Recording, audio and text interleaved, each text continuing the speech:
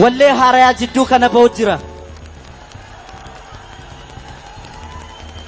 Wareegamtoota qeerroodhaaf meeshaa malee walaloosaa sinii jedha.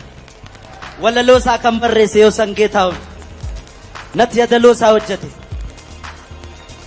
Deemsa jilbibbii kaleessaa daguun dukkanaan gaaga'e. Dhaabbannee deemna har'a sintu dhadhaabbata nuu ta'e. Teessoo ulfina Oromoof malu hin nagaama.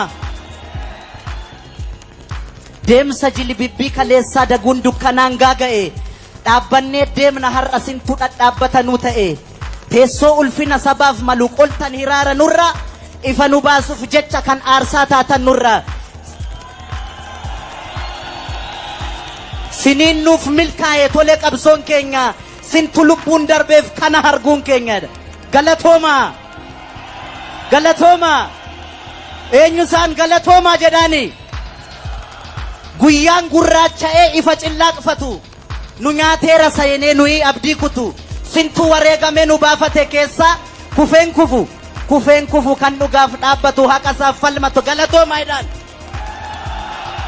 Galatooma yadaloodhaan yeroo dhiyootti argattu. Thank you. Hacee guddaa galateeffannaa. Fayyaa ta'e.